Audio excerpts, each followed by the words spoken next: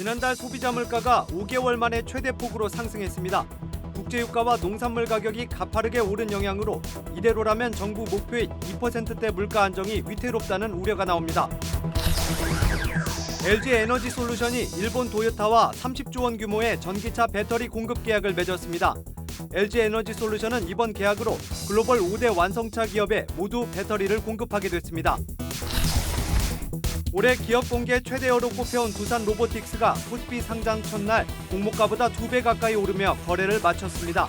서울보증보험과 에코프로 머티리얼즈 등 3조 원대 가치를 평가받는 기업들도 줄줄이 상장을 예고하고 있어 투자 심리 개선이 기대됩니다. 이커머스 후발주자로 지난해 1,500억 원대 영업 손실을 냈던 롯데온이 영업 전략을 수익성 중심으로 바꿔 입지를 넓히고 있습니다. 특정 상품군만 전문적으로 팔았더니 이용자가 늘고 적자도 지난해보다 절반으로 줄었습니다.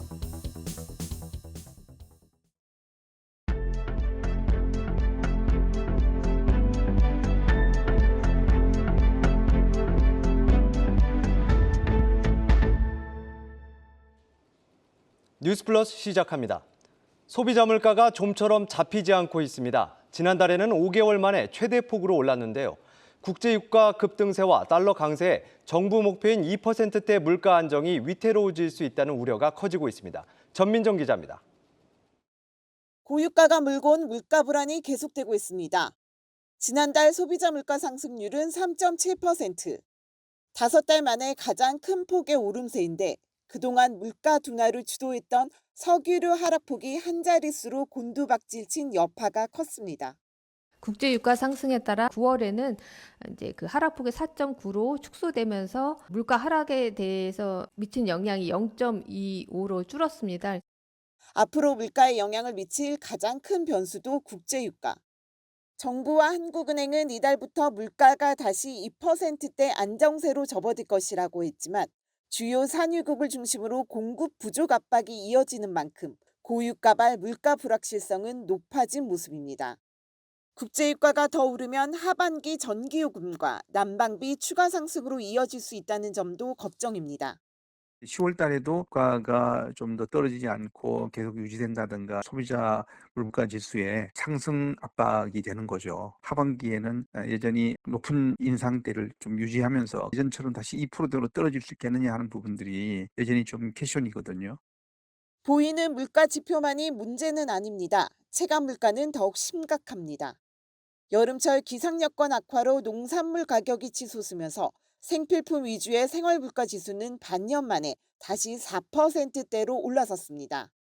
특히 식자재의 기본인 우유값은 1년 전보다 10% 가까이 뛰었고 서민들의 쓰린 속을 달래줄 술값도 상승세를 이어갔는데 고유가 고환율에 따른 생산비 부담에 이달 추가 가격 인상까지 예고되고 있어 식음료 가격 도미노 인상 가능성도 점쳐집니다. 심각해진 서민 물가 불안. 정부도 유류세 인하 추가 연장 조치와 함께 김장재료 수급 안정과 동절기 난방비 대책 등 긴급 처방을 내놓겠다는 계획입니다. 한국경제TV 전민정입니다.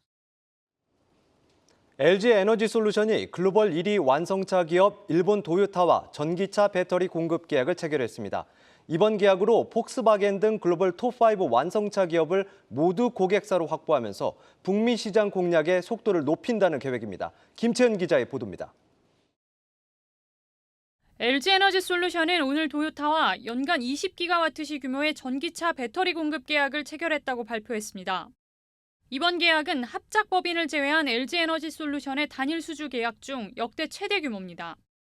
계약 기간 10년으로 현재 하이니켈 배터리 셀 가격이 킬로와트 시당 $130인 점을 감안하면 전체 사업 규모는 최대 30조 원으로 추산됩니다.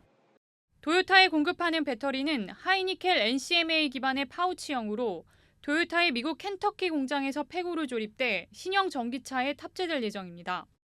LG에너지솔루션은 올 연말부터 2025년까지 미국 미시간 공장에 총 4조 원을 투자해 도요타 전용 생산 라인을 구축할 계획입니다. 도요타는 지난해 세계 자동차 판매 대수 1위를 기록했고 북미 시장에서도 GM에 이어 2위를 차지했습니다. 2030년까지 연간 350만 대 전기차 판매 계획을 발표하면서 전기차 확장의 속도를 높이고 있습니다. LG에너지솔루션은 이번 계약으로 북미 시장에서 점유율을 크게 끌어올릴 수 있을 것으로 보입니다.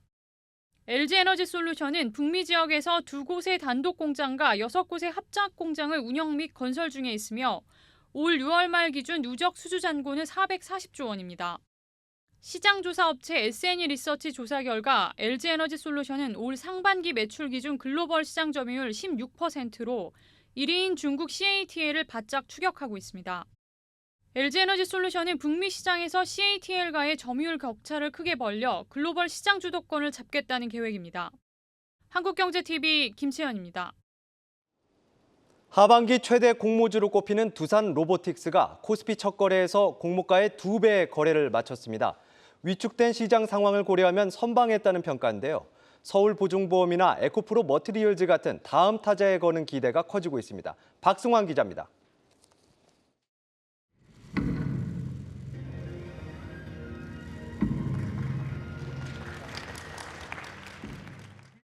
빨간 로봇의 대북 치는 소리가 거래 시작을 알립니다. 코스피 상장 첫날 두산 로보틱스는 공모가보다 98% 오른 51,400원에 거래를 마쳤습니다. 장 초반 최고 2.6배 치솟더니 이후 상승폭을 내주며 마감했습니다. 하반기 로봇주 열풍에 더해 유통주식 비중이 적어서 따따블 가능성이 나왔지만 힘에 부친 모습입니다. 오늘 하루 외국인과 기관은 두산 로보틱스 주식을 각각 900억, 1,200억 원 순매도한 반면 개인 투자자는 2,700억 원 넘게 순매수했습니다. 채권 금리 상승으로 주식시장의 자금 이탈 우려가 커지고 있지만 투자자들은 로봇 산업 성장성에 베팅한 것으로 풀이됩니다. AI, AMR 등 고도화된 기술 내재화를 시작으로 두산 로보틱스만의 소프트웨어 플랫폼 다트 스위트를 통해 스마트폰을 쓰듯 누구나 손쉽게 로봇을 사용할 수 있는 로봇 대중화 시대를 열어나가고자 합니다. 증권가에선 최근 경기 불확실성이 커진 만큼 수치로 확인되는 성장성에 주목하라는 조언이 나옵니다. 어제 코스닥에 입성한 한싹은 지수가 4% 넘게 빠지는 중에도 공모가를 70% 웃돌며 거래를 마쳤고 오늘도 23% 상승률을 보였습니다. 연평균 20% 이상의 매출 증가율이 성장세를 반영했다는 분석입니다. 무엇보다 경기에 민감하지 않고 방어력이 높은 종목을 찾는 투자자들로서는 대형 IPO에 관심이 쏠릴 수밖에 없다는 분석입니다. 시장이 몸값 3조 6천억 원의 서울보증보험과 3조 원의 에코프로 머티리얼즈에 기대를 거는 배경입니다.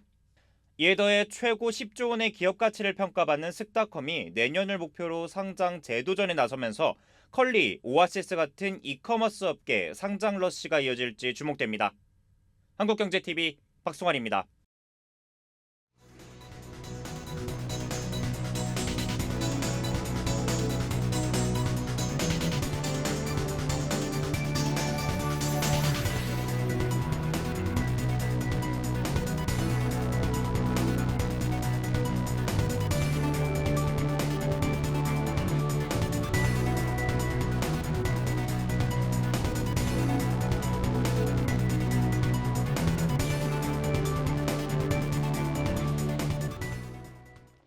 마켓 플러스입니다. 오늘 증시에서 투자자들의 눈길을 잡았던 뉴스들 살펴보겠습니다. 첫 번째 키워드부터 보시겠습니다. 머스크와 협력이라니.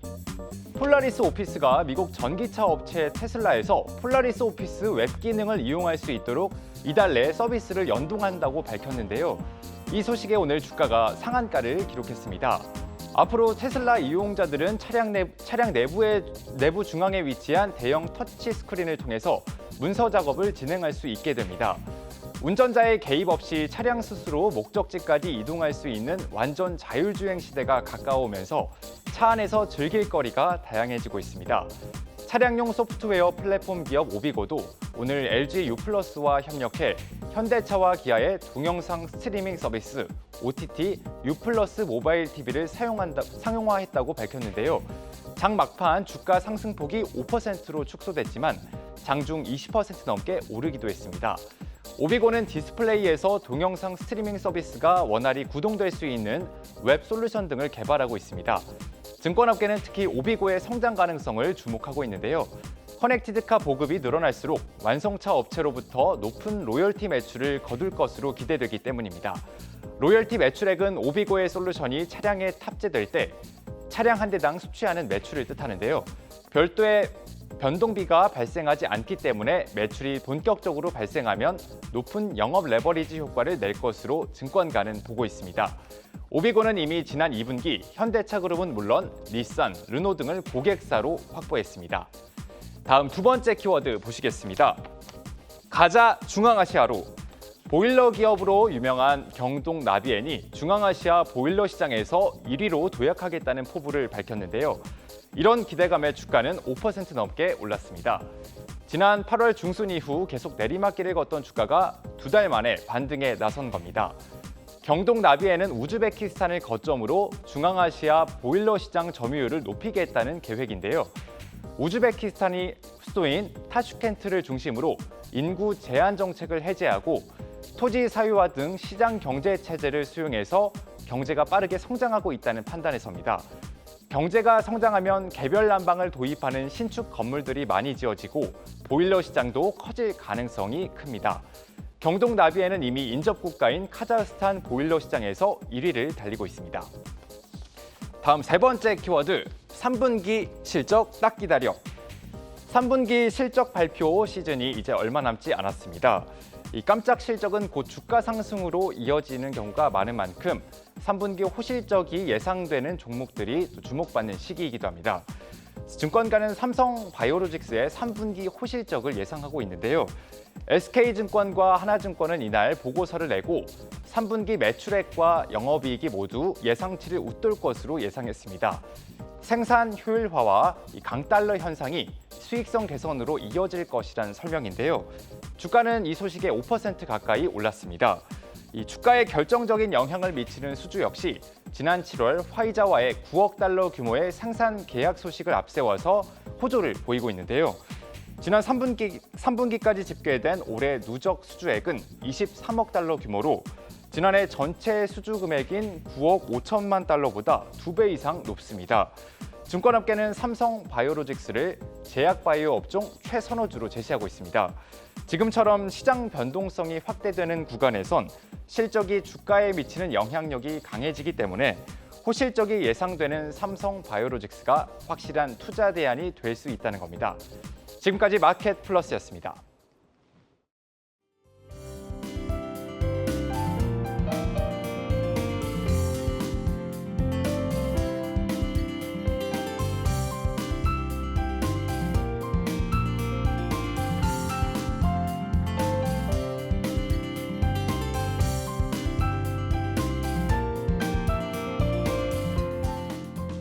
핀테크 산업 분야를 활성화하고 핀테크 교육을 어린이부터 성인까지 좀 더 활성화하기 위해서 이번에 한국경제TV 등 여러 핀테크 기업과 오늘 협력을 체결하고 있습니다.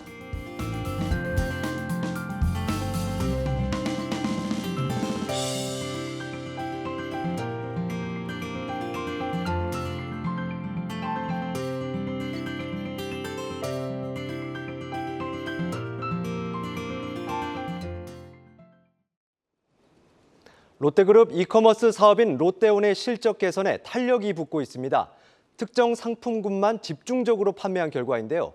이제는 광고와 통합 멤버십 같은 이용자 늘리기 전략으로 본격적인 경쟁사 추격에 나섰습니다. 김예원 기자가 보도합니다. 롯데온이 통합 멤버십 온앤더 클럽을 론칭하며 고객 확보에 나섭니다. 기존에 운영해왔던 뷰티 전용 멤버십에 더해 4개의 버티컬 서비스를 모두 통합한 것이 특징입니다. 컬리, SSG.com, 쿠팡 등이 유료 서비스를 통해 충성 고객을 확보한다면 롯데온은 무료 멤버십으로 서비스 알리기에 주력하는 겁니다. 플랫폼 출범 3년 반 만에 빅모델 가수 이효리를 기용해 첫 광고 캠페인도 전개합니다. 온라인을 중심으로 2달간 광고 캠페인을 펼치며 플랫폼 주요 고객층인 30, 40 세대 여성들을 타깃으로 브랜드 인지도를 높이겠다는 계획입니다. 저희가 이런 서비스를 기반으로 고객님들한테 프리미엄한 쇼핑 서비스를 제공하는 플랫폼이 되겠다라는 인지도를 심어줄 때가 됐다는 판단 아래 출범 이후 별다른 마케팅을 전개하지 않았던 롯데온이 전 방위적으로 브랜드 알리기에 나선 것은 성장에 시동이 걸렸다는 판단에서입니다. 롯데온은 지난해부터 버티컬 서비스를 확장하면서 이커머스 사업을 재편하고 있습니다. 버티컬은 특정 상품이나 서비스에 특화된 쉽게 말해 전문관을 의미합니다.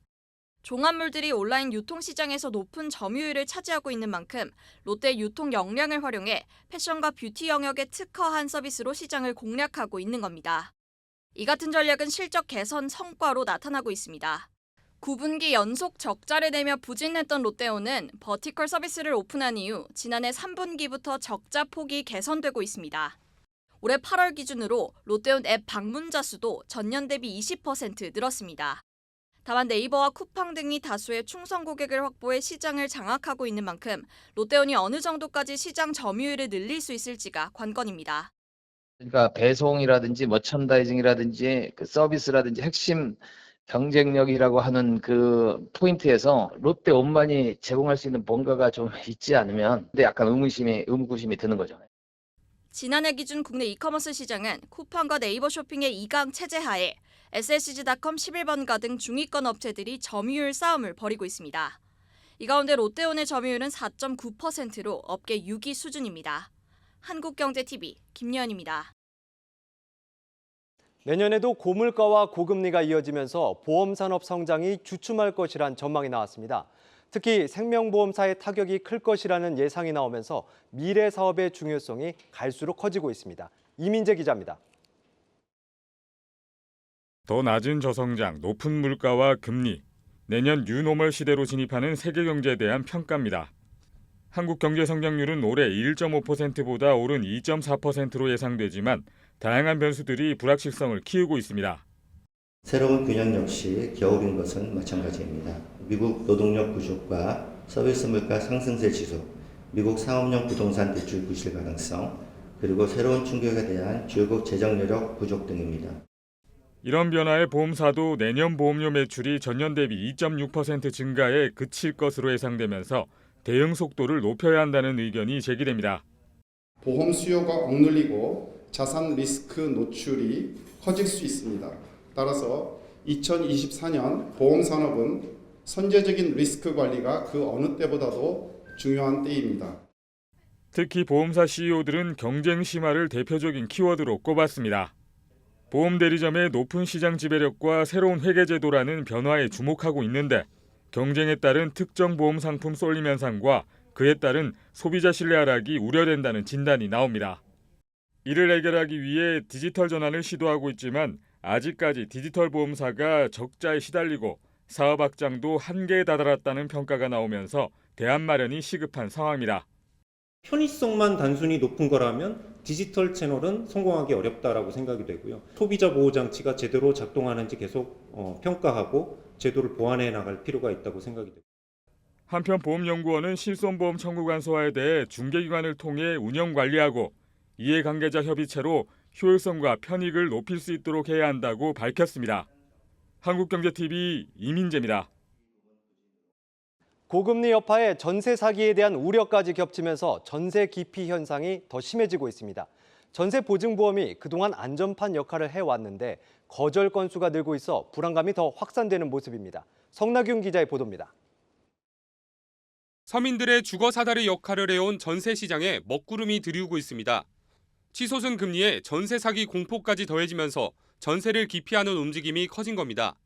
실제 올해 6월 기준 전국 주택 임대차 계약 중 전세 계약 비중은 45.8%로 전체 거래의 절반을 밑돌았습니다. 지난 2019년 1월 전세 계약 비중이 60%를 차지했던 것과 비교하면 전세 시장은 이미 한겨울입니다. 반면 같은 기간 월세 비중은 12.6%까지 올라 전세의 월세화 현상이 가속화되고 있습니다.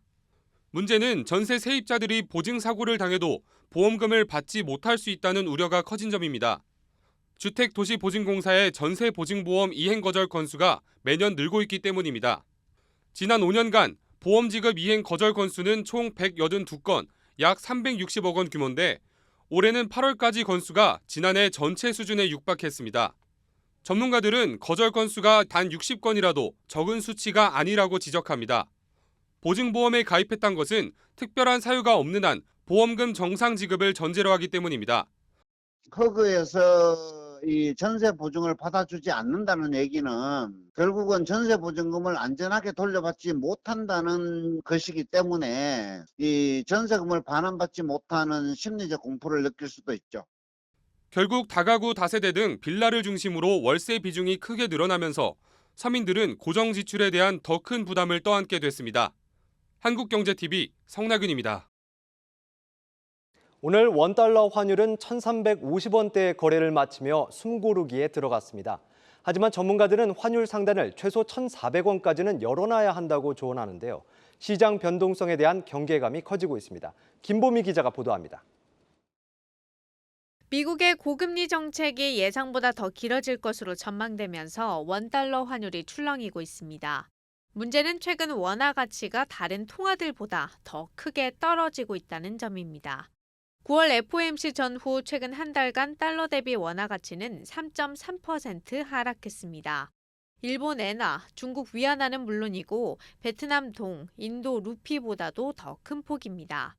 전문가들은 최근 원화 약세가 두드러진 배경으로 한국의 더딘 경제 회복을 지목합니다. 뚜렷이 한국 경제가 반등을 한다는 기미가 안 보이니까 실망이 커지는 거 아닌가?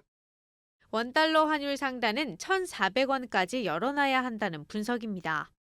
1,400원까지 열어놔야 된다라고 말씀을 드리고 있습니다. 12월 FOMC가 지나고 난 이후에 원달러 환율은 하락 압력이 좀 더 높아질 개연성이 있다라고 보고 있고요. 관건은 튀어오른 고환율이 언제까지 지속될 것인가 하는 부분입니다. 고환율이 장기화될 경우 미약하게나마 나타난 수출 회복세가 꺼지고 내수는 더 위축될 수 있기 때문입니다. 여기에 최악의 경우 외국인 자금 유출로 인한 외환 보유고 급감에 직면할 수 있다는 우려도 나옵니다. 차손을 우려해서 주식이나 채권 투자 자금이 유출될 수가 있기 때문에 외환 위기라든지 외환 부족이라든지 이런 문제가 발생할 수가 있습니다. 이런 가운데 단기적으로는 오는 6일 발표되는 미국의 고용 보고서 결과에 시장의 관심이 집중될 걸로 보입니다. 고용 지표가 시장 예상보다 호조를 나타낸다면 미국의 긴축 장기화 기조에 힘이 더 실리면서 환율이 추가 급등할 수 있습니다. 한국경제TV 김보미입니다. 미국 민간 고용이 급격히 둔화됐다는 민간 정보업체 조사 결과가 나왔습니다. 내일 밤 발표되는 미국의 9월 고용 동향 보고서에서도 이런 추세가 확인되면 고금리 기조에 제동이 걸릴 것이란 전망이 나오고 있습니다. 박찬희 기자의 보도입니다. 민간 고용정보업체 ADP가 발표한 미국의 9월 민간기업 고용이 전월 대비 8만 9천 개 증가하는 데 그쳤습니다. 시장 예상치 15만 3천 개를 크게 밑돌았고 지난 8월과 비교해서는 절반 수준으로 줄었습니다. 이는 앞서 예상치를 크게 뛰어넘은 8월 민간기업 구인 건수와 상반된 결과로 시장에서는 노동시장 열기가 빠르게 식고 있다고 해석해 안도했습니다. 미 연준의 고금리 장기화 기조에 제동이 걸릴 것이란 기대에 천정부지로 치솟던 미국의 10년물 국채 금리는 4.73%까지 떨어졌고 뉴욕 증시는 일제히 상승했습니다. 다만 시장 참가자들은 한 달 새 급격한 변화를 보인 고용 지표에 대해 여전히 신중한 모습입니다. I think the inflection point that we are in the economy, where we're starting to see things roll over. Both in the ADP numbers today, we have to be careful about where we're headed. 전문가들은 정확한 고용시장 현황은 내일 밤 미 노동부가 발표하는 9월 고용보고서가 나와야 판별이 가능하다고 말합니다. 실제로 이 보고서에 포함된 비농업 고용 통계와 실업률 등은 미 연준이 통화정책을 결정할 때 참고하는 핵심 자료이기 때문에 지표 결과가 주식시장에 민감하게 반영됩니다. 월간은 9월 비농업 고용 증가가 전월 대비 2만 4천 명 줄고 실업률은 0.1%포인트 소폭 감소한 3.7%를 기록할 것으로 점치고 있습니다. 실업률이 시장 예상치를 웃돌고 비농업 고용이 더 큰 폭으로 둔화된다면 긴축 장기화에 대한 공포도 한풀 꺾일 전망입니다. 한국경제TV 박찬희입니다.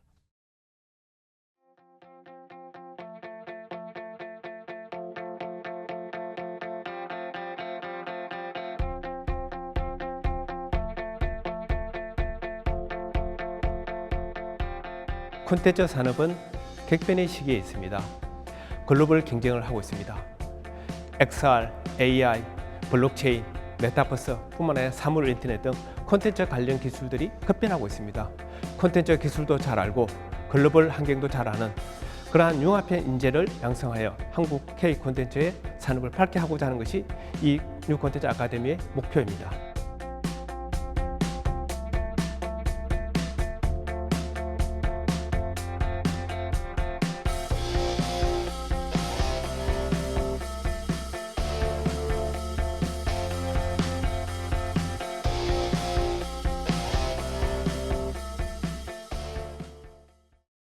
뉴스플러스 오늘 준비한 순서는 여기까지입니다. 시청해주신 여러분 감사합니다.